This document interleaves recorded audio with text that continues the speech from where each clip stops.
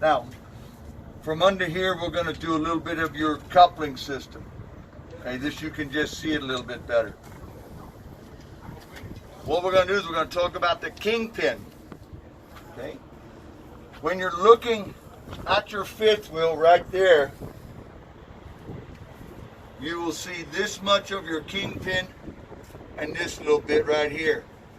And that's going to tell you that you should check it to make sure it's not cracked, bent, or broke. You will see a locking bar come across this section here. That should tell you that your locking jaws are locked around the kingpin. This piece here is your apron. It's usually welded to the trailer. You're going to make sure that it is not cracked, bent, or broke, and no welds, especially in this area right here. Then I would suggest you get out from under the trailer.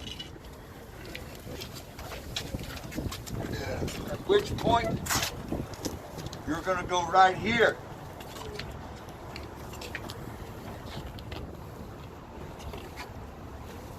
So our trailer is now up here, secured to our fifth wheel. As we're looking under the trailer, where the apron sits on your fifth wheel or skid plate, we're checking to make sure there's no gap between the skid plate and the apron, and that the skid plate or fifth wheel is greased. We'll then check the fifth wheel or skid plate, to make sure it is not cracked, bent, broken, but is mounted to my platform face. Comes up and over to here with pins. The platform face is not cracked or damaged. My mounting bolts and pins are all present, not loose or missing. My release handle is in the locked position, meaning this part will be right there when the trailer is hooked up. We're now going to check our slide locking pins. These pins keep this fifth wheel and platform from sliding back and forth. We're going to make sure they're in a locked position, nose protruding all the way out through these holes right here. And you're going to also tell me with the fifth wheel locked in place so that my tractor does not hit the landing gear while turning. Also tell me I have no leaks, which is what these pins are operated by air at the actuator or cylinder and hose, no leaks. Okay, everybody good with that? Okay. Now,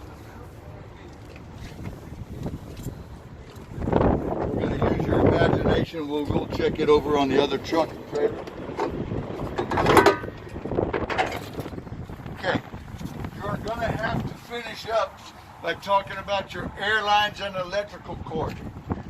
You have to tell me how they're connected to the tractor, both of them, and how they're connected to the trailer.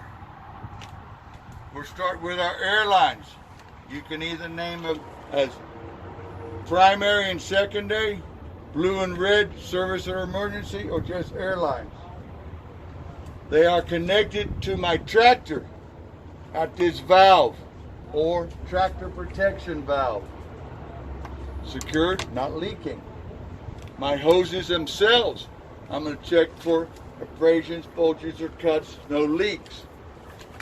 When they are connected to my glad hands, that were to be connected to the trailer, I will make sure the glad hands both on the hoses and on the trailer is not cracked, broken, or damaged. I will then tell them I'll check the seals or grommets both on the glad hands that's on the hoses and the ones on the trailer that are not cut, damaged, and not leaking. You do not and will not have to unhook them for your test. Okay? And we'll show you a little on another tractor. Yeah, that one over there. My electrical cord, same thing. We got to check to make sure it's secured at the tractor with a latch and at the trailer with a latch right here. Check the condition. no cuts or bare wires, no chafing, which is abrasions, no tape or splice repairs. They should not be crimped, pinched, or tangled, and not touching my tractor or frame in any way where it could cause damage when I turn. Okay? We'll show a little bit better on that when we get to another vehicle. Now we're going to do the trailer itself. Okay, the Form B ended back here.